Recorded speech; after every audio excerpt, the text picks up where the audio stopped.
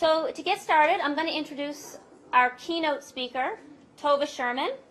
So she is the CEO of I.D.E.A, the Independent Disability Education Associates. She is our founding director of Reachability and TV superstar, for those of you who know Inclusion Revolution, our TV show. And we're very excited to have her speak. I'm going to get Paul, my wingman here, to come up, and he's going to just give you a brief bio on Tova. So thank you, Paul.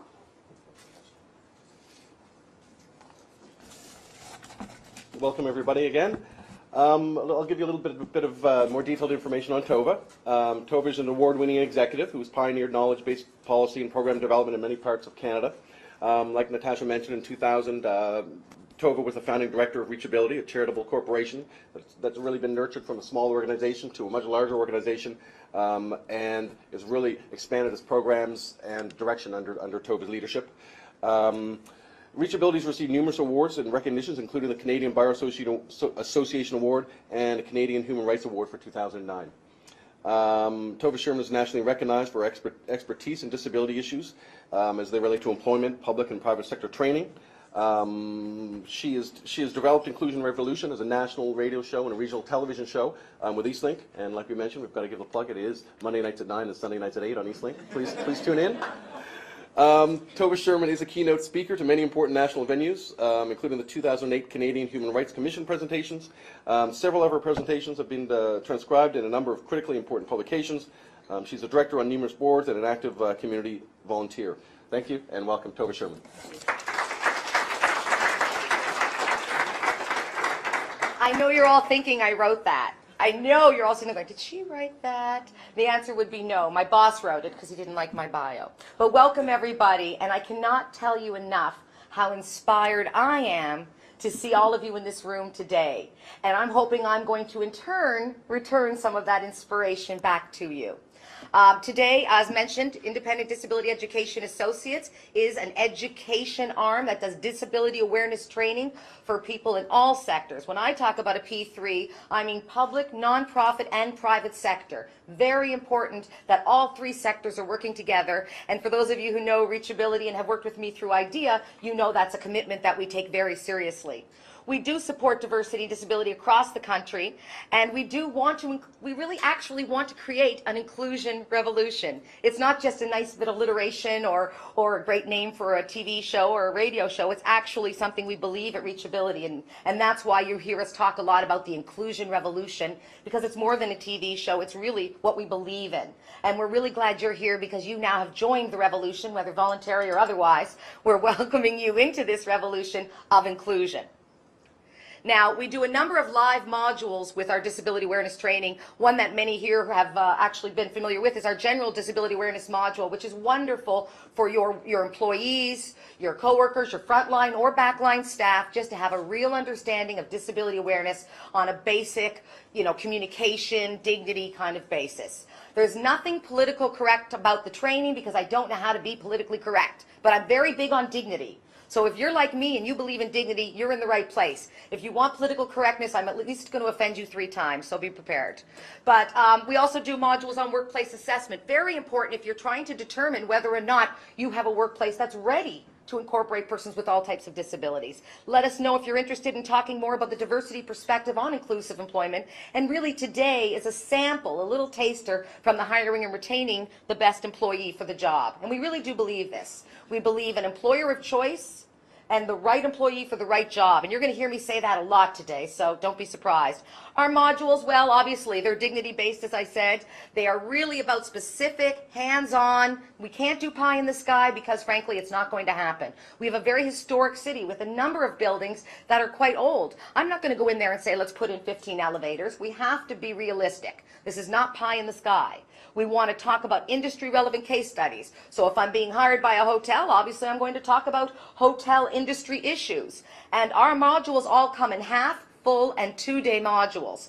And actually you're thinking 2 days, but every time I do a full day, they go, we didn't have enough time. So we do offer some full 2-day modules depending on the needs. And of course, it's available in both official languages, and we use the World Health Organization definitions. So if you don't like them, call Geneva. That's my motto. So Most importantly, we also have alternatives. We understand that a lot of people can't send their 25,000 employees, we should only hope they want to disability awareness learning training live. So we also have an e-learning module. And we really want to make sure the spirit of the passion of our training comes through even in the modules. I just wanted to give you a little peek. For instance, with our courses, they start with disability terminology, we get into classifications, power of actions and words, and of course applying your principles. This is just an example of one module we've actually done for clients. We also are really highly involved in consultation. I've just returned from being in Alberta, where we've had consulted with Employment Immigration Services on how to better employ persons with disabilities and how to better market persons with disabilities to businesses in Alberta. So this is something we've been doing quite a bit about, but frankly not so much in Nova Scotia. So it's good to be home and talking to people from home, because I'm always making jokes out there they don't get. Fish jokes and, you know, jib jokes, and they're like, what? So again, my name is Tova Sherman, and my experience is really one of personal experience. I'm the youngest of 5 children from a family of all persons who live with disabilities. All of us, and different disabilities. And growing up as the youngest of the 5, I hadn't quite yet been identified, so I was sort of wondering why everyone had assistive devices and everybody got to go to the Mayo Clinic, and how come I'm not going to Boston? And all of these things were happening, and I didn't understand, how come my sister has crutches and I don't? So I was the kid that went to the eye doctor and pretended she couldn't read the screen. You know, I could read the screen in the next room made in Guatemala. But for me, I just wanted glasses, because everyone had something. So you can imagine, coming from that perspective and that experience, why I don't only have a passion, but I have perhaps a different perspective than a lot of people. Because I grew up thinking disability was just another reality. It's just something you deal with. Like when your car breaks down or something, you know, you just deal with it. So again, know my perspective is one of personal experience. And my commitment certainly comes from that. And anyone who's ever heard me speak, I'm very passionate, because I really, really believe in what we're talking about. And I really believe if I give you the right information and speak to you in your language, that there is no question in my mind that you're going to get it. And that's what's exciting about having you here today with us. Of course, I also work with I.D.E.A, and I.D.E.A is what today's module brings us to, an abbreviated version of the full day and half day hiring and retaining module. Hiring and retaining, well, it's really about straightforward strategies to you being an employer of choice so that the right people come for the right job, and of course they stay there. I'm very big on retention. What the Disability Rights Commission is saying in Canada is, despite the fact the number of workers and customers who benefit from accessible services and facilities is on the increase, many service providers are still not recognizing the importance of taking action. This is associated with an absence of clear policies and strategies for promotion of accessible options and a lack of training for personnel on meeting the access needs of customers and coworkers with disabilities. But the good news is today we're a step closer to really changing that. I know for those of you who got to sit in with Chris, you've already dispelled maybe some of those myths that you've been carrying along quietly and never really realized were just that, myths. Or some of you had the opportunity to sit in with Ken McLean and really learn more about the rights and responsibilities of employers and be aware that it isn't this big, scary, terrible thing, but it's knowledge. Because with knowledge comes the capacity to include everybody. And so we thank Ken and Chris for getting you warmed up and starting the process of getting a step closer to getting it. So my job today is to review some of the other things. And that is, we're going to talk about some definitions. We're going to touch briefly on communication tips. We are going to talk about hiring and retention, but again with an abbreviated version, all the interactive, which is really what makes these modules, I believe, stick. We have to minimize that because of our time restrictions, but I know you'll get an appreciation of what this module might be in its full capacity. So let's start with a few facts. I don't know if you know this, but 1 in 7 Canadians self-identify as living with a disability. Now, when they self-identify, those are the ones admitting it. I remember I was talking about my mother on a radio show, and she uses a Servox. She's had 3 cancers. She has no voice box. And she calls me. She sounds a lot like Stephen Hawking. And she calls me. She says, Tova, who's this mother with disability you're talking about? So I'm saying to myself, if she, after 3 cancers, no voice box, removal of the stomach, neck, tongue, and she's going, who's this mother you're talking about? I'm great. So how many people are not self-identifying, either because they don't know, or let's be frank, the stigma attached? So we know these numbers are much, much higher. Nova Scotia Persons in Nova Scotia, 1 in 4, nearly 1 in 4, I say 1 in 4, it's nearly 1 in 4, self-identifies living with disability. And again, we already know that number must be higher based on what we've already talked about. We know that whether it's a member of your team, you yourself, your family, somebody you know personally, is living with a disability. So consider them and some of the barriers they face as we talk today. And you may think, well, you know, there's nothing really I can do. I mean, I'm here, I'm grateful to hear this information, but what am I really going to be able to do? And let me tell you something. The fact is, everyone contributes to change. And if you don't believe it, well, look at me and look at the rest of the people from Reachability. They stepped up, they came from school, they came from wherever, they came together, and they're making a difference every single day. And so can you. And that's really an important message. So let's get down to being sure we're talking the same language. One of the challenges I find between the nonprofit, the public sector, and the private sector is we all have our own dialects. And I'm sure the legal sector has their own dialect too, right, Ken? Some of ours are too. But when you start hearing how DCS called SC, and then they talk to WLB, and, you know, it gets to be very confusing. And it's really important to me that everyone in this room is speaking of the same terms and definitions. So let's take a moment and do that. Boy, we're hearing a lot about the inclusive employer today. I bet you're wondering who that is. Well, hopefully that's you. Because an inclusive employer is really someone that welcomes and knows how to recognize talent drawn from all kinds of non-traditional sources. That inclusive employer not only demonstrates to the community and customers that his or her business is a good corporate citizen, but that it also welcomes people regardless of background. That's what an inclusive employer is. An inclusive employer encourages employees to learn about diversity, to interact and serve people of all backgrounds. None of this next teller stuff, you know what I mean? We want to all be comfortable doing it. And I want to give you some hints to be sure that you are comfortable and to take back to your team. Now, the term accessibility is really the degree of ease with which it's possible to reach point A to point B. And accessibility in the context of disability is really one that specifically focuses on equalizing the playing field. You are going to hear me say that over and over because that's a very important point. Often, whether it's assistive devices like a screen reading web browser or just using a wheelchair.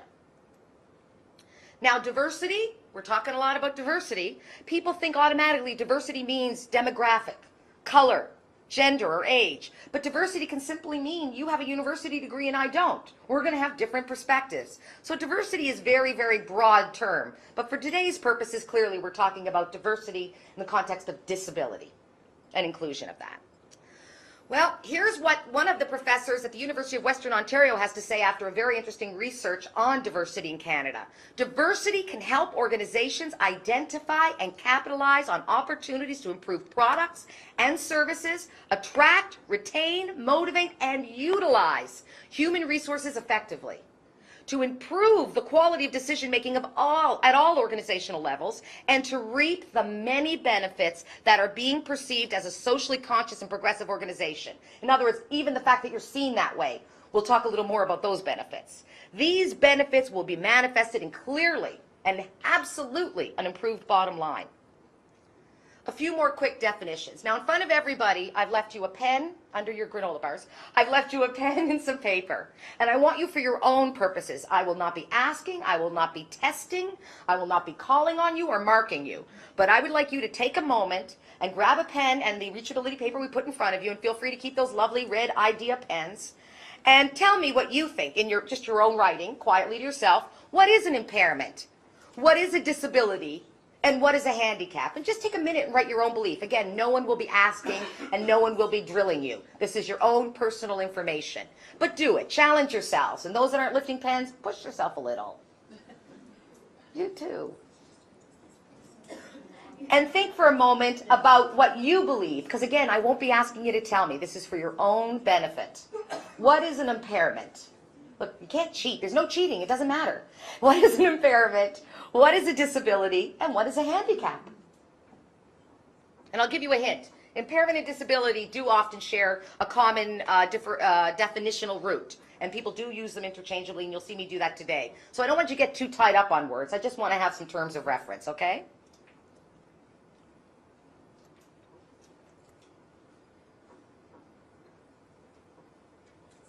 Take your time. We got all day. Just what you want to hear when lunch is after this. All day.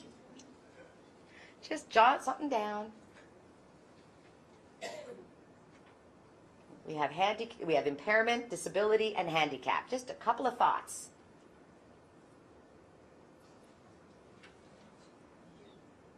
And if you don't have a pen and paper in front of you, just put your hand up and we'll get someone to do that.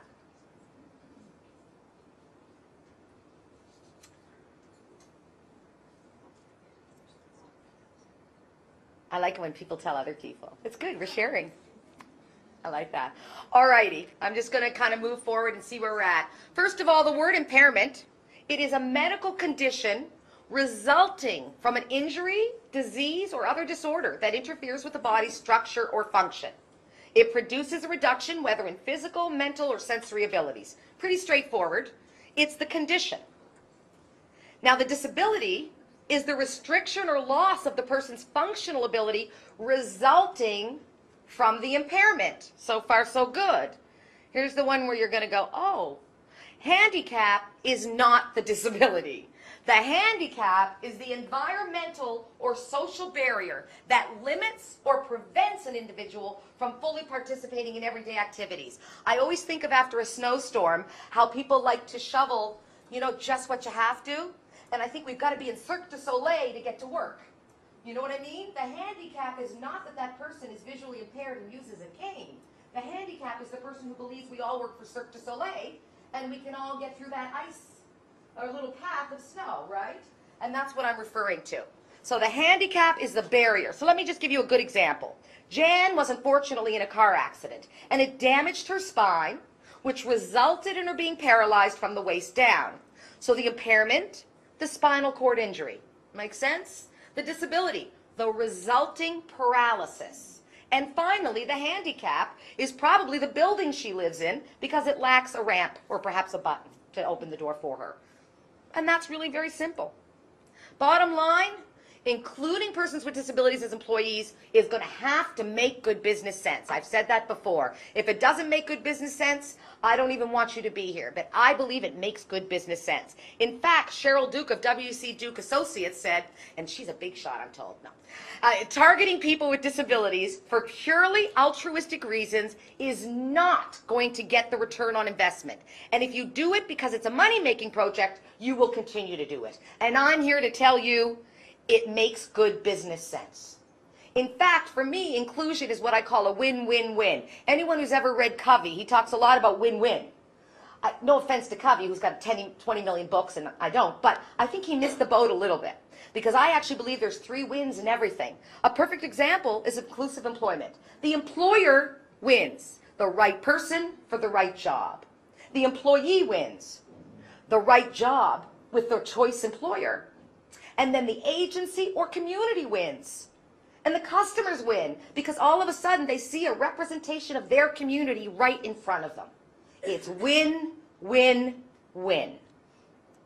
So I'm convinced that you'll agree with me that it makes great business sense, and I'm going to give you 6 basic reasons just to get us started. First of all, competitive advantage. The truth is, we all know this, but let's remember this. It's going to benefit your company to have employees who come from all parts of society, who look, act, think like your potential customers, who better to understand those unique needs. The truth is that diverse workforce is going to help meet changing consumer demands and the emerging niche markets that we're all seeing. Well, diverse perspectives? Absolutely. Outside the box thinkers, people with disabilities have had to come up with challenging ways of overcoming all kinds of barriers. Believe me, their whole lives. So being creative is something you do naturally when you've had to be. So people with disabilities offer considerable life experience solving challenging problems on a regular basis, because that's what they do. Outside the box thinkers possess creative problem solving skills that I'm telling you are going to help you find new solutions and ultimately lead to more satisfied customers. They represent your customer base. And of course, public image. I'm not going to pretend there isn't one. The reality is that inclusion of persons with disabilities in your workplace will give your company a positive image in the community. And we're talking about the community of Nova Scotia, 1 in 4. This is your community. How about a larger resource pool? I really appreciate Stu Gorley's message about maybe today we're in this little bubble, but the reality is there are needs in our community, and they continue to be. I still hear from people in the hospitality industry who are looking to fill roles, people from Department of Defense that are looking to fill civilian roles. I mean, there's still need out there. If there really was no need, I'm not sure as many of you would be here. So that's a reality. We want that larger resource pool. The right person for the right job. The only way you are going to find the right person for the right job is to be open to diverse people. Traditional people, traditional outreach, traditional jobs, traditional everything. We're not moving forward. Remember that people with disabilities are going to offer skills and expertise that in the past we have overlooked and underutilized. And I'm hoping that some of the information Chris gave you earlier broke some of those myths that you thought maybe that person wouldn't be right for that job. I always remember I was at a restaurant in Alberta, and they asked me to come in and assess the restaurant. And there was this wonderful young man living with Down syndrome who greeted me and wanted to show me around. And the owner of the restaurant pulled me aside and said, "I'd like to tell you about this young man. He was brought in," for those of you in the industry, you know what I'm talking about, but I'll explain it, "just to do roll-ups." Now, for those of us in the industry, that just means fork, knife, and napkin rolled up. If you've ever been on a patio, that's what they do. He was brought in just to do roll-ups because, frankly, that's all they thought he could do. And this was an incredibly inclusive employer, very, very open. And what he did was the guy said, "Could I do the open? I'd like to try it." And he goes, "Well, you know, you just do those roll-ups. You're doing a great job. I love you. You love me. It's all good, but..." So anyway, one day he came in, and the guy who normally does the open was sick, and this young man on his own had been following and following and following, and he did the open on his own. And then this guy realized, I didn't even think he could do that. It wasn't that I didn't want him to. I just didn't want him to fail. We all fail. We just want to be like everybody else. Let me try, let me fail, and let me try again, just like everybody else, though. We also know that new technologies are increasing access to post-secondary education, which means more people with diverse disabilities are simply capable of doing things that none of us, including me, ever imagined. Universal access. I'm going to talk a little bit more about that later when I talk about accommodation in the workplace. But really, all I want you to know is that hiring people with disabilities is going to promote universal access. And what I mean by that is, if you put in a ramp in your workplace, that means the moms with the babies are coming in easier, people with luggage if you're a hotel, or, you know, people bringing their papers, or older folks using a cane. Everyone benefits when we use universal access. And of course, as Stu Gorley mentioned, being prepared for the future. As our population ages, we do need to know how to value and support differences in mobility, learning, communication, work styles.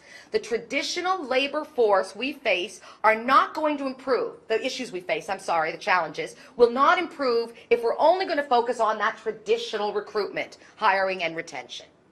A workplace inclusive of persons with disabilities, Clearly, it makes good business sense. But now I have to support you in showing you the ease of how to go about it.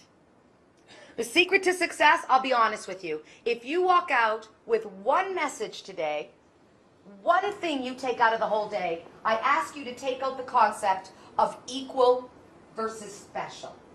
And here's what I mean. The very first call I got when I started up Reachability was actually from a law student from Dalhousie who couldn't access the library, the main library back then on Spring Garden Road. This is 10 years ago. And to get a special reference book. The story was he got there with his friend. He knew how to get to the library. He didn't need help there. But he was at the bottom of those big stairs. You know, the one with Winston Churchill that used to not have that nice side entrance with a button, which, by the way, is broken. I was there last week. Anyway, the point is, he's at the bottom of those stairs. And he's like, okay, it's a reference book I can't take out. So my choice is, 1, I get somebody else to do the work for me. 2, I tell my teacher I couldn't do it. Sorry. What can I do? 3, I wait for some Good Samaritan Nova Scotians to carry me up the 12 stairs. Wait again for some Good Samaritans to carry me down, but I'm 300 pounds. Not a good option. So, was it special treatment for him to get into that library, get to that book, do his research, and get his mark, because he was an A student. He wasn't letting anyone else do it. They were B's. Or is it special treatment? Special. That he gets that same book, gets into the same building, gets to do the same report, and gets marked on his capacity to do and not somebody else's. Equal versus special. And until everyone in this room starts spreading the gospel of equal versus special, and I mean the equal part, then I really think we will get it. Too many people still think accommodation is special. It's equalizing the playing field. And I know if it was you, you'd like someone to equalize the playing field for you. So think about that. So what we're going to do now is go very briefly over some definitions, starting with cognitive disability, visual, physical, hearing, mental, and invisible. I'm doing very briefs. Again, I wish I had the time to give you the full run on these, and just a couple of quick communication tips. What is cognitive disability? Well, according to Utah State University, and I really liked this definition, which is why I use it, individuals with cognitive disabilities represent the largest single disability group worldwide. This is in part due to the fact that many distinct disabilities are going to affect an individual's ability to process, access, or remember, learn information. That's all part of it. So it can include individuals, for instance, who might have a learning disability, which would be more like dyslexia, because it's like an umbrella, attention disorders like ADHD and ADD, developmental disabilities such as autism, Down syndrome, and neurological impairments, Alzheimer's, brain injury, dementia. So cognitive disability is really an umbrella for all of those types of disabilities. So you can certainly understand why so many people are living with them. Now, when I talk about communication tips, I've got pages of them in my modules, but I wanted to give you a couple of really important ones. And the first one is, never be afraid to say, I don't know. And let me tell you, I lived in New York for a while, so maybe that's the problem. But I lived in New York for a while, and I'll tell you, you ask a New Yorker for directions, and they'll always tell you, how do you get to Brooklyn? Left, right, left. How do you get to Brooklyn? Right, left, right. How do you get to Brooklyn? Just keep going straight. Because in New York, nobody wants to say, I don't know. And if you're serious about dignity, and you're serious about being the best employer of choice, it's okay to say, I don't know. We all have to learn to say, I don't know. I don't assume because someone comes in the office with even the same disability as I have. I don't go, oh, I know what you need. I don't know. People don't come with instructions. It's not IKEA. You know what I mean? Although we love one, but that's another story. Also, we want to avoid using jargon and acronyms. And let me tell you a story about a client with cognitive disability who I asked to bring his SIN number in. So he came back and he brought his criminal record because he thought I wanted his sins. You can laugh. I thought it was hysterical. It was funny. Poor guy, but that's funny. SIN. So don't use SIN. Use social insurance number. I learned these things. You want to know where I learned all this? That's where I learned it all. Avoiding background noise. Simply distractions and noise can be very difficult when someone is working on concentration. And of course, be flexible. Be supportive. Be patient. If you're doing testing as part of your intake and someone does self-identify as having a disability and asks for that testing orally, that's part of flexibility. That's part of equal, not special. Keep that in mind. Visual disability. I'm going to ask Meredith to hand something out. Now, here's the story on these cards. They are not made anymore. They are my little golden cards.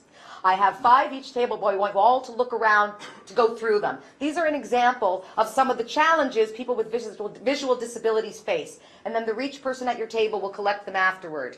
So, first of all, what is visual disability? Well, there's really 2 categories. You've got low vision, people who are partially sighted, and then you have people who are blind. What I've handed out to you are examples of different visual disabilities. Try to read something as you're looking through them and see how challenging it might be reading your intake material, your application forms, your websites.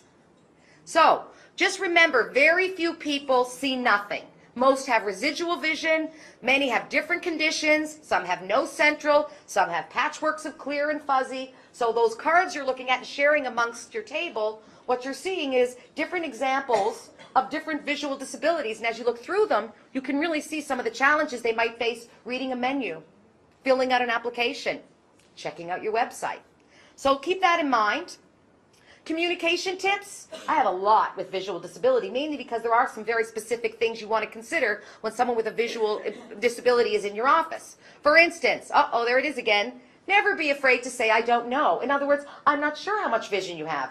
Very few to no people see black. Even people who are legally blind see a gray mist. So, you know, we don't want to assume we know what their vision issues are. So keep that in mind. Of course, avoid any unexpected sounds or touch. I'm very touchy. I'm always walking up and touching people. But if you don't know they're coming, and if you can't see that coming, it could be very alarming. Speaking directly to the person, just because they cannot see you, does not mean they don't know you're not looking at them. And again, guess how I found that out? So I'm busy doing paperwork, talking to someone visually impaired, being a multitasker, or at least I think so. And of course that person is like, you're not looking at me. And I'm like, you're right. Well, you would look at someone else you're talking to, wouldn't you? And I'm like, maybe. But we all know the real answer. Okay? So we want to speak directly. Tone of voice. They don't know that Tova's smiling when she's making a little sarcastic comment. They just may think it's pretty unpleasant. So without the visual messages and the visual signals, we must remember our tone of voice is very powerful. We want to address everyone by name. In other words, if there's more than one of you in the room and you say, so what do you think? If you don't say the name of the person you're talking to, how would the person visually impaired know that you're looking at Carol or Chris? They don't know. So keep that in mind. And it's not necessary, okay, you don't have to yell at them because it's a visual impairment. So let's not yell at them, shall we? Common to yell, come on, we all know it. I do it with foreign languages. Hello! I always think they're going to understand English better. So again, you want to remember to inform when you leave the room. Guess how I know that one? I snuck out to grab something, and I guess I missed something very important. So do inform when you're leaving the room. It's a little hint. And okay, half open doors. You're going, where is she finding this stuff? Well, let me tell you where I found about the half open door. A woman in Calgary who I was in my training had her nose broken 3 times in 1 year. She's visually impaired, and I'm going to show you with this door what happened, okay? What happens is, if a door is closed and you are visually impaired, the likelihood is, you know, whether you're using a cane, a dog, or even a little light, it's dark. If the door is completely open, and I leave, you'd wonder what happened, eh?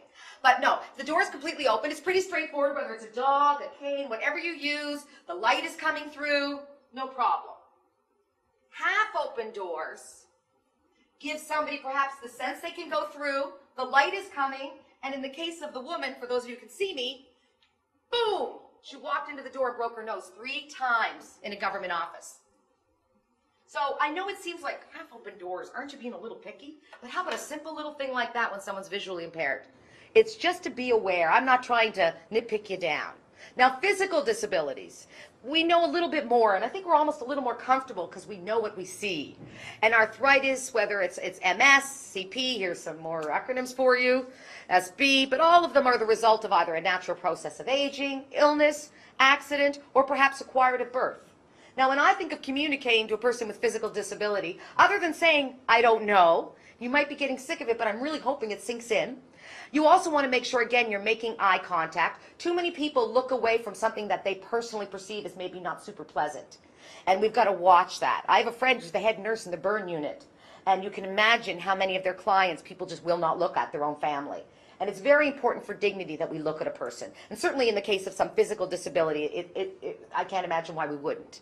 You want to consider distance. If you're telling them to come in for an interview, and you know there's construction at the front door, I know the Cambridge is doing a big reno or something, consider that. Consider the weather conditions, the obstacles, and consider where you're giving them directions. Do you really want them to go up Duke Street?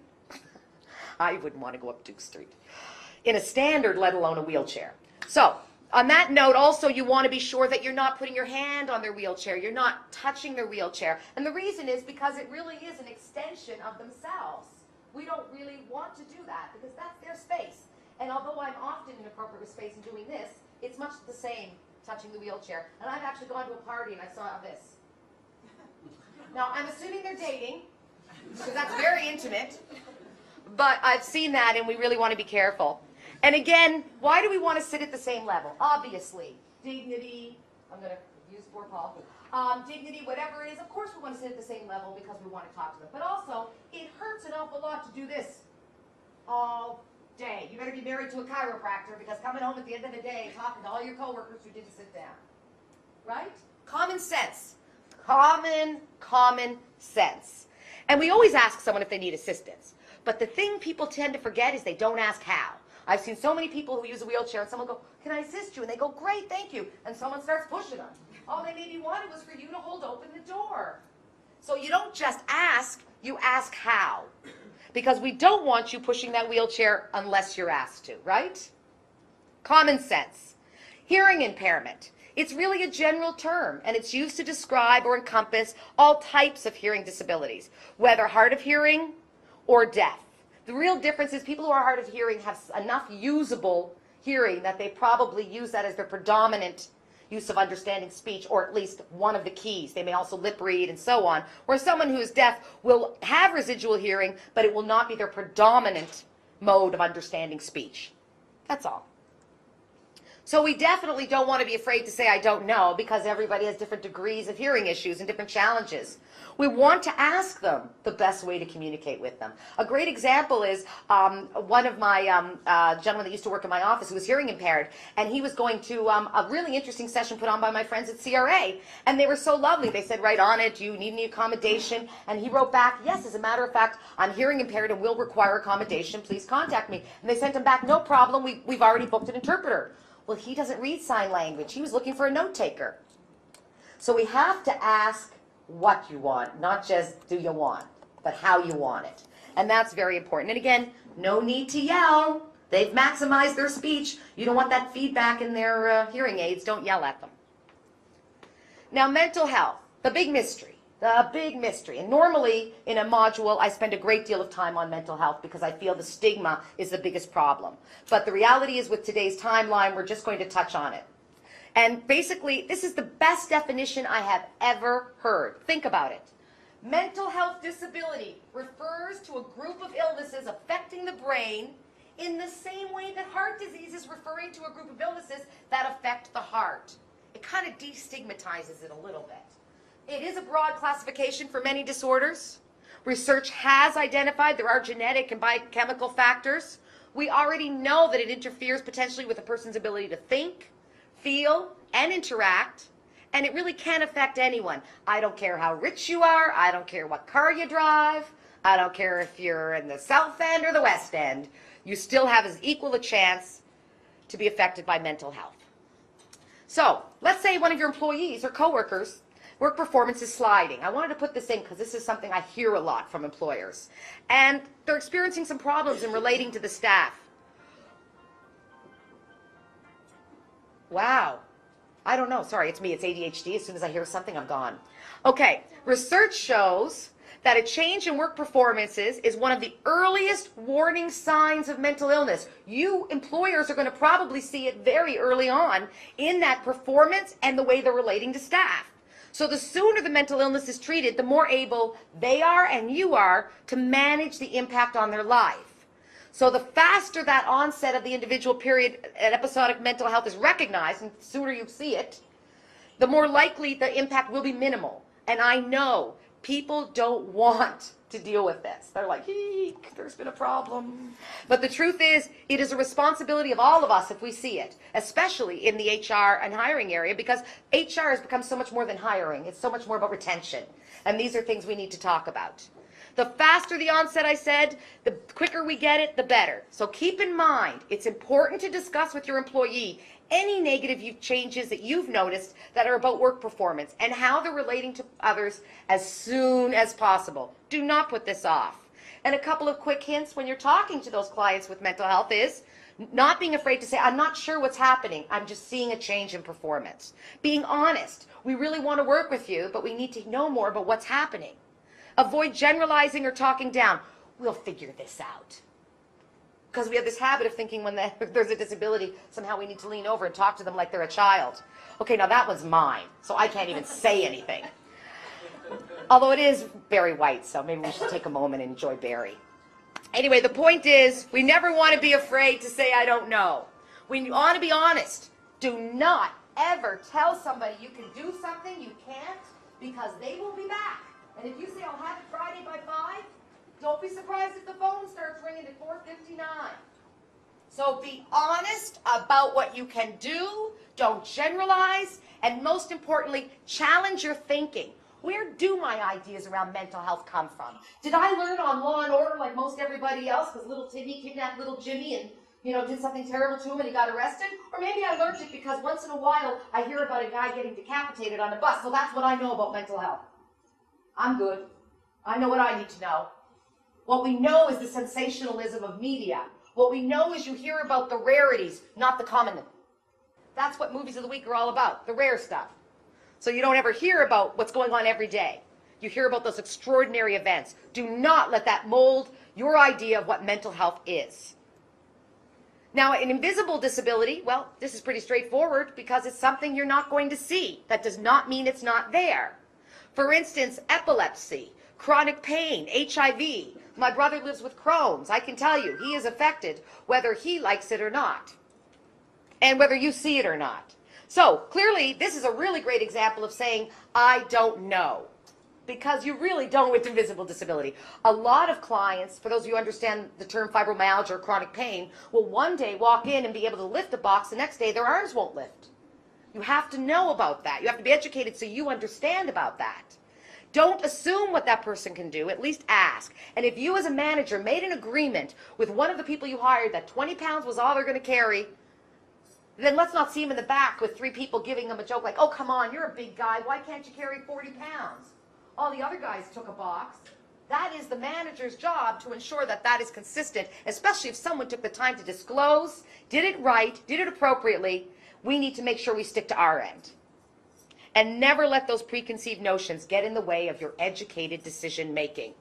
Because educated decision making is what will lead to successful hiring and retaining. So let's get to it. Hiring and retaining. We've done a little background. We've got our terms of reference. We all know how to say the words I don't know. Let's see what else we can learn. When we talk about hiring, first thing we have to talk about is outreach strategies, tools, and resources. Number 1 is looking at your own recruitment practices. Most challenges in attracting applicants who have disabilities is frankly due to recruitment practices. Traditional employment recruitment creates traditional employees. Bottom line, do your recruitment practices really encourage or discourage persons with disabilities to apply? And I'm going to give you some hints on encouraging, and let's see how you're doing. First of all, when we talk about recruitment, we hear a lot about the internet, accessing the web, but do the sites you use even have accessible? Are they accessible for cognitive or visual disabilities? Have you ever thought about it? Have you checked? Are you screening in or screening out? Okay, all of you who took HR in university, I'm about to really upset all your professors because I know they teach screening out. I teach screening in. Screening in means the best employee for the best job. Screening in means you're the employer of choice. But it doesn't mean you have to look at 5,000 resumes. But it's how you look at them that I want to affect a little bit. If you do not identify value of experience as well as formal education, applicants are going to be automatically screened out when their experience may have provided a better match. I'm a great example of this. I was in Alberta teaching actually the Minister of Seniors and Community Supports and his senior staff on disability awareness training. And by the way, I give them big credit for wanting it. Often the ministers go, yeah, do this staff. So, but it's great. They all did it. But here's the thing that was really, really interesting for me. And that was that at the end, they asked me where I got my master's. And I do not have a master's. I have a lot of knowledge, but I don't have a master's. And I found out after that, they can't hire me anymore because they only, government of Alberta, allow people with masters to facilitate. They changed the rule so I could come back. Because, of course, I made a little bit of a fuss about that. I had the minister. I mean, I wasn't letting that one go. But the truth is, you're cutting me out as a trainer because I don't have the master's. I'd like to see a person with master's in disability studies come on up here because that doesn't mean that they can teach. And the point is that we can't close our minds through an education and formal education, especially today. So are you screening in or are you screening out? That's the question. The things you need to do when you're getting ready to recruit are some of the basics. These are the basic things we want done. This is our foundation. We want our existing staff trained. What strategies do you have in place to train and support your existing staff to ensure they really are the best in the business? Gathering information. Too many people take the old job ad, brush it off, and stick it in the paper. Did you really do a job analysis that breaks down the needs of the job, which then is inclusive of more people, because you realize you don't have to have 2 legs. You don't have to have, a master's. But you do have to know what you're doing. So that's what I'm talking about, job analysis. Erasing barriers. For instance, you want to review your accessibility issues in your workplace. If you're accessible but the button on your door hasn't worked in 2 years, it's a good time to get her fixed if you're going to be inviting people in to do interviews. That kind of stuff. And contact local resources. There are various disability organizations focused on employment who can support your efforts to create legitimate, focused work experiences for their clients. In other words, later today, when we do the round table at the end of the day, there are going to be representatives from community agencies, primarily Teamwork, the Work Bridge, I know that Lake City is here as well, and they're going to be sitting around at different tables answering your questions on how to better connect, and maybe even resources, and we'll talk a little bit more about that later.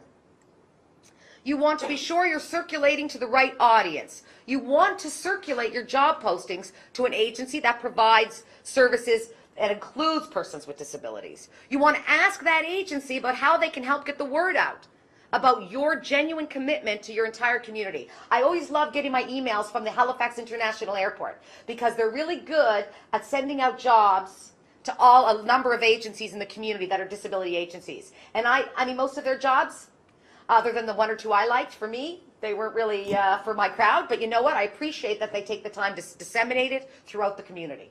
Simple steps. Because I know HIA is here. I want to drop that one. Thanks. Also, you want to get out there by joining job fairs, holding your own if you're large enough, obviously, but not just inviting persons with disabilities, but potentially inviting their agency supports who then can really get the information and spread the word. You also want to make your name known as potentially a sponsor of an agency or agencies, because when you're known in the community as an agency-focused organization, it makes a difference. Whether it's a casual day fund, a particular cause, you know, or being that employer of choice. People will know. Your name will be known. So wait a minute. Is this sounding like too much work? Is it still making good business sense? Because I have to tell you, I looked at those slides and I said, is everyone going to go, oy, that's a lot to do. I don't want you to. I want you to know it's going to make good business sense. And here's what Brian had to say to me. I am blind and I have over 12 years working at a high level for commercial organizations. I speak from experience that getting hired for a high-level position when you have the qualifications and a disability is not easy with any company or organization. I'm not suggesting I should get the job just because I'm blind, but it would be a great step forward if I knew I did not have to deal with people's perceptions of what kind of job I can do. Those perceptions, not the realities. I and others like me do not need as much assistance as people think.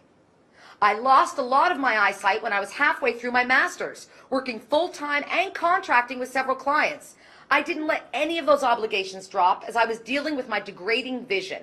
For the most part, having the disability truly drives me to outperform those around me so I can show that I am as or more able than my sighted peers. That's the employee of choice.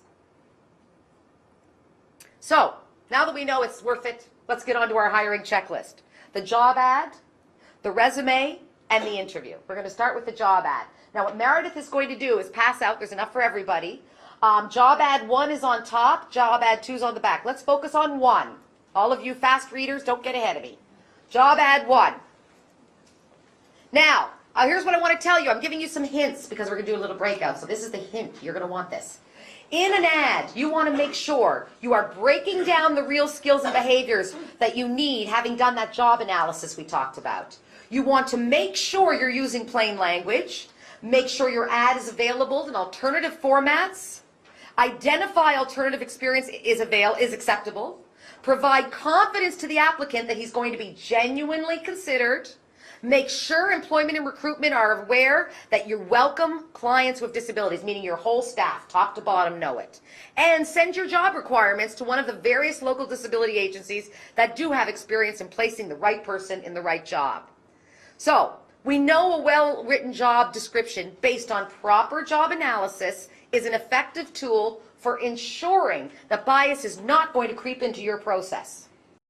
Everyone, I'm going to invite you back to your seats if you don't mind, and we're just going to quickly run over what I think we all know, which is there's some really great things. We had a really good discussion over at this table about the fact that the job ads a little bit maybe to one extreme in terms of, boy, is it screaming in, but really what we're trying to show you is all the elements and allow you to take the elements and to really remember that you can screen in without staying up nights and going over 4,000 resumes, but you don't want to miss that right person for the right job. And that's what we're talking about. What I noticed was it actually stated the skills the employer was looking for in a little more specifically. I also like that it doesn't specify how you have attained those skills as much as that you have those skills. And I think that's important. The skill is judged not by education or amount, so you're screening in. You're just saying, at least this is an interesting resume. They've got some great volunteerism, some great experience. I'm interested. The ad offers several ways to apply. It's really important to show people that you're inclusive by not just having one way to do anything. That just doesn't make sense for anyone. And also, it states that they're an equitable employer right away. Super unusual. Most people do it at the end as the obligatory, I am an equal, equitable, in the smallest font known to man. Even I can't read it, and I can read the chart in the next room. The ad says they're equitable. It also encourages persons with disabilities to apply because it says they're willing to look at skill, they're willing to hire equitably, and they're willing to accommodate. Important messages. So it sounds good. So now we've got some resumes, and we want to make sure that we're not staying up all night looking at them. We want to ensure that we had flexible enough to look at those resumes and not screen out immediately. Are we open to alternatives? Are we open to some non-traditional approaches to approaching traditional tasks? And yes, you're probably tired of reviewing those resumes. But if you do go through them with a slightly different approach, you are going to find that employee of choice, and that's what I want for you. I don't want a bad fit. Encourage interviews with those diverse applicants. Volunteerism, a lot of people don't count it, and I think that's a huge mistake. I got most of my experience in disability through volunteerism. So I hope that everyone at least looks at where they volunteers and what transferable skills that you can see applying. And I say transferable skills because everyone in this room understands that there are skills that may not have been done at that spot in that job, but if you are open to the concept of transferable skills, it's very rare that you can't see a connection from someone who's really committed to doing that role. Also, again, being flexible about gaps. I had to take off 6 months to care for my dying father. And I'll be very honest with you, I would like to think that employers would think of that as an honorable person. Wouldn't all of us like to be able to take off 6 months to take care of our father? Well, I am the boss, but and the point is that we should all not negate gaps in resume right away, because if Tova was, for instance, traveling and learning about the world that way, or taking care of her elderly father, I don't think you'd mind either of those things. And I think it's worth finding out about those gaps before we just sort of blow them off. The interview. Remember, equal, not special. I love this mic thing. I'm having a ball. I never have one because I'm loud enough. Okay, is your location accessible? Does the button work on the door? Do you, as a practice, ask all applicants if they require accommodation for an interview? Now, this is what I would do. If I was going to do a call or a job fair or anything like that, in the actual call, I would simply put a line in there. If you require any accommodation, special accommodation or accommodation, because I don't use the word special, but accommodation, please contact. And I put that in all my ads and everything. That way, the onus is on that person to call you and say yes. Now, they also have to tell you what they want. We don't want to assume, or we're going to have a signer instead of a note taker. But the idea is you put it on the ads right up front for the interview portion, and then it's dealt with. And then if they call you, I'm looking at Carol because we had this discussion. Sorry, Carol. I don't want to stare at you. Okay. All our questions related to the job, well, you know that there are laws around that, so make sure that your interviewers are aware of basic human rights legislation. I don't care if they have disability or not. It's across the board. Are they knowledgeable, though, about disability in the context of your workplace? In other words, are they interviewing somebody and having no idea about disability awareness training and no idea how alternative ways that the job could be done? We want those interviewers trained because we don't want them screening out somebody you might have really wanted to screen in because they don't have the education. And is your interview team comfortable considering accommodation options? In other words, that more than one way to do a job. I know we do a lot of training on accommodation for our corporate clients because that's one of the biggies, is how do I accommodate them? What are the things I've got to do? And we're going to really briefly touch on that before lunch. Just remember on the interview, it's really just like anybody else. You shake hands with a candidate. For some of you who I know were in the other room when Chris presented, and I believe Lindsay, I apologize. Lindsay was there, and you know, I'll tell you the truth. I've been in groups where someone with Lindsay's similar disability is at the table and everybody shakes hands and skips Lindsay. You know, either you shake everybody's hand or you shake nobody's hand and let that person determine the strength. I'll reach my hand out and people will go, you know, chronic pain, can't do it. And I'll go, okay. I'm not losing any sleep over it. I'm not embarrassed. I tried. Treat everyone equally. If it's Mr. Jones and Ms. Smith, you're not Jimmy. You know what I mean? Because you're smaller. And I've seen that a lot. In size, people forget. I've seen a small person's head be pat after a good job. Well, don't try patting my head, I'll tell you. So just remember, the key thing is to offer assistance like you would with anyone else, to shake hands like with anyone else, to not allow yourself to feel awkward because this is just another person who wants to work there and perhaps somebody even more determined. So let's say we've determined all that, we've hired, you can tell this is the short version. Oh, you're hired. Let's talk about a fact, And you'll notice I'm using a U.S. Department of Labor fact. Let me tell you why. The Americans have the Americans with Disabilities Act. We do not. It's comprehensive, and although Ontario has passed an Ontarians with Disabilities Act, it doesn't really affect us yet. I hope it will soon, in the sense that we'll get a National Disability Act. But for now, you'll see a lot of my stats come from the states because they collect so many statistics due to their Americans with Disabilities Act. So individuals with disabilities actually tend to remain on the job and maintain better levels of attendance. There's another myth dispelled I'm sure Chris touched on. So when you're orienting, you want to create an environment where new employees, I don't care who they are, can be the best they can be right out of the gate. I'm not going to teach HR people about orientations. I'm sure you've got a good sense of them. But I will say that that good orientation is going to be indispensable. First step in ensuring that new employee gets off on the right foot. Beyond getting the paperwork and all of that, it's your chance to communicate really important information about your organization, your values, your policies, and your procedures.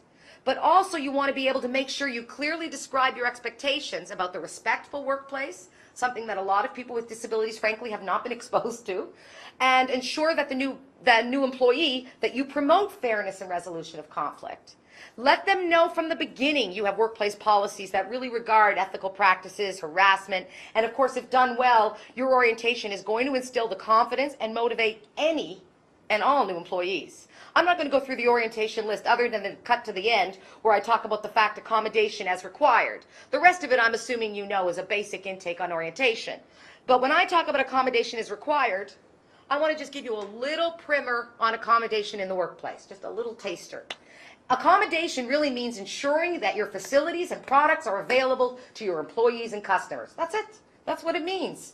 Employers put these accommodations into effect by utilizing what I mentioned earlier, this universal design, which really the principles of universal design are very simple. Equal use for everybody, not special. Equal. Flexibility, simple usage, low physical effort, and prevention of injury. Pretty makes sense for everybody. This is inclusive, universal access. So in your workplace, if your accommodation should include modifications that are going to enable that person who has a disability to do their job. That can be as simple as a building feature. That can be a work process, meaning doing something a little differently. You don't have to do it that way. Time allowed for tasks, maybe needing more time for one but less for another. Tools used, and even scheduling for somebody who's, for instance, diabetic and has to have their shot at a certain time, allowing them those few minutes to walk out of the room and do the shot. You're thinking, so, no big deal. But I've actually been places where they wouldn't allow it. Or I had a person who uses a wheelchair who worked at a certain call center, and we were having a problem because it took them longer than the 10-minute break to use the washroom. I had to go in and talk to the call center director and arrange for the person to take a 15-minute less lunch and have 10 more minutes on each break just so the person in the wheelchair could get to the washroom and back. So we're all sitting there going, why isn't that person here? That's a good question. But they're not. And that's probably why I was over there. So keep that in mind. It can be very, very simple. If you, as an employer or an HR person, has an open door policy for problem solving, allows for consultation, meaning you include the individual with the disability in that, don't assume what they're going to need, and also don't assume, oh, we had somebody else in here who's visually impaired. I know exactly what to do.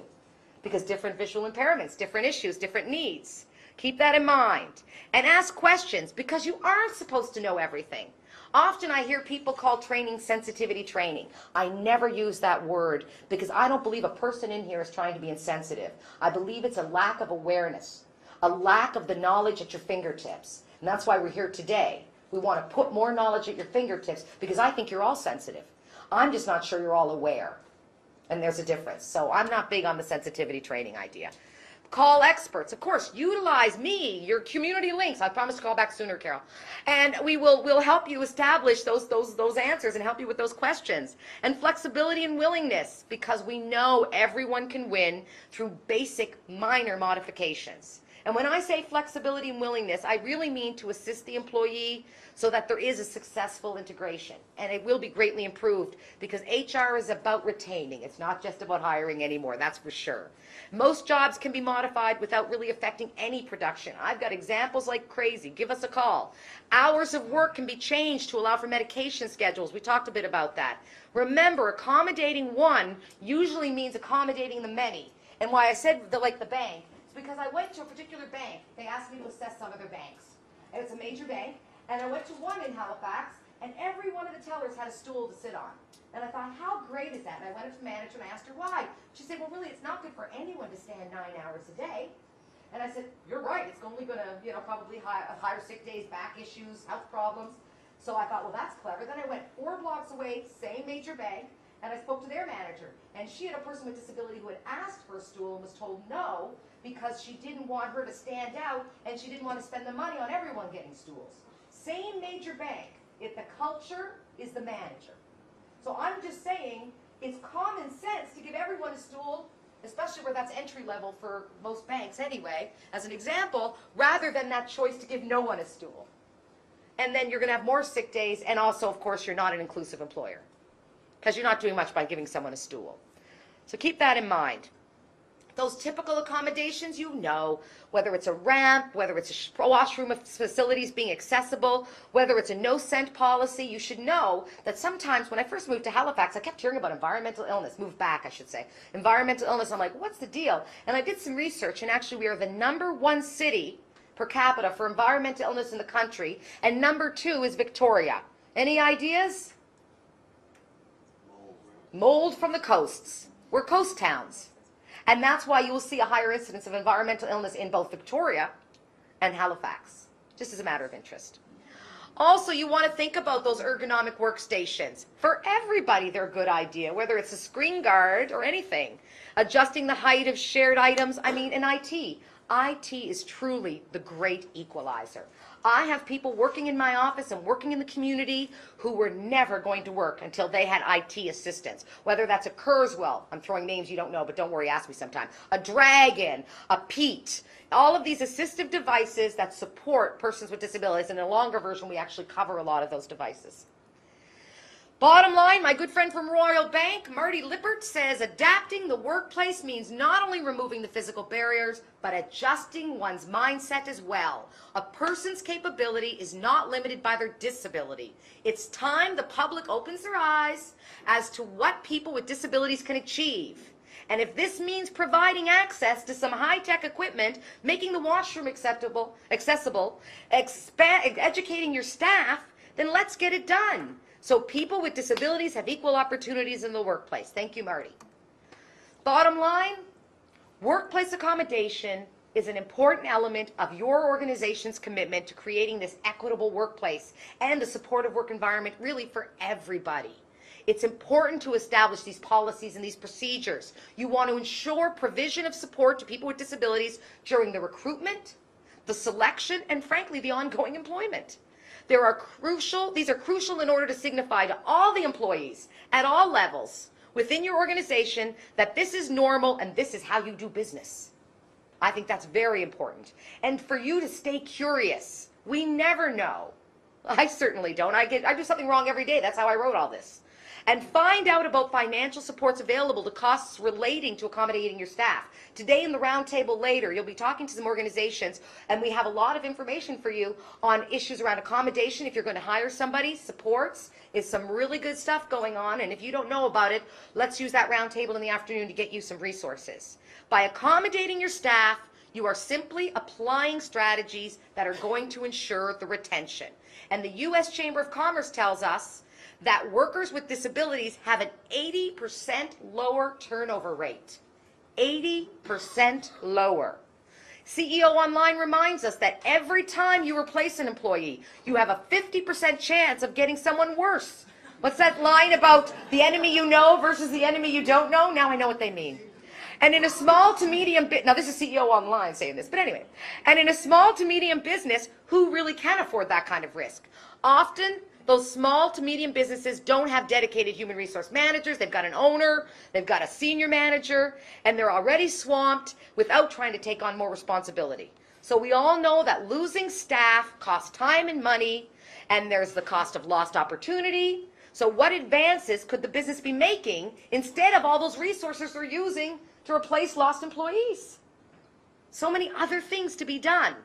In fact, the cost of replacing an employee is 30% of his or her salary. If a middle manager earns $45,000 a year with a small to mid-sized company, quits after 18 months, the replacement cost is averaged at $13,500. Studies show that not only is turnover less at work sites where employees feel supported, but turnover is actually less when persons with disabilities are represented. Retention is about more than keeping the staff. It's about getting high levels of performance out of that staff. I'm not interested in keeping a rock. I always say in Alberta, they'll hire a rock, they won't keep one. I don't want to hire a rock and I don't want to keep one. I want to get high performance out of my staff. So you have to ask yourself, if you want to get those great employees, what are they looking for? And there's been some great research. You would have thought maybe good pay, job security, benefits. Not one of them topped the list. Not one of them. In fact, what mattered most to Canadian workers in their workplace was being treated with respect, doing interesting work, can't always be interesting, but something, experiencing that feeling of accomplishment, good communication among coworkers, and the manner, style, and effectiveness of that manager or direct supervisor. I always say the fish stinks from the head. They don't get that out west, but I think we know what we're talking about. Okay, it means nothing. I made it up, but I like it. So the point is, Graham Lowe, actually from University of Alberta, did a study on what Canadian workers respect most, and this is what came out of it. It's really, really interesting, from the University of Alberta, if you're interested. What matters most? So we know that small businesses who are thinking, how do I compete? All they want is salary and benefits. It's not true. Small businesses were actually rated by employees much better than large ones when it came to flexibility, variety and scope of work, and access to decision makers. Very important. If your employees are being treated with respect, doing the work, experiencing the accomplishment, having good communication, you're already that employer of choice, which means you're likely an inclusive workplace which has policies and procedures in place to be inclusive. If you don't, you want to think about that. Perhaps you already have a strategy in place to get those most qualified applicants. If not, think about some of the things we've been talking about. A desire for more than the status quo, that's an employer of choice. And an environment committed to accommodating all of the employees, not because they're special, because they're equal. But you cannot make your office culture inclusive if you do not remove the attitudinal barriers. Because we all know here that negative attitudes and stereotypes can be the biggest barrier, period, to creating an inclusive office culture. So you need to think about the strategies you have in place, such as, do you provide diversity or disability training for your staff? Are you a place that truly invites questions and lets people address their fears? Do you promote and take part in diverse events? Have you partnered with numerous agencies in the community? Do you have not only a zero tolerance policy, but do you ever actually implement it? And it's important, again, that upper management spearhead the campaign, because nothing kills a diversity program faster than the perception that it is not valued at the top. But preaching commitment is not sufficient. Senior managers must examine their own processes and demographics and look for ways to make visible change, says Howard Martin, an employment lawyer from Harvard. God bless her. So you're saying, well, a lot of my coworkers are working about that special treatment thing. What a good time to talk about equal versus special. But the truth is, the onus is on the manager. It's not necessary to hear the details of the disability. There's confidentiality issues. But at the very least, that employee who's complaining is going to know that they will get the same consideration if they experience something in the future. And that's very, very important. So it's important to realize that conflict is bound to emerge, but when it arises, if the managers are trained to meet the challenge, let's hope they are, head on, then it's not about saying it won't exist or hoping it disappears. You'll be able to address it. Getting along is nice, but it's not the end goal. The end goal is about employees being productive and getting the job done. We get that. But it's got to come from the top.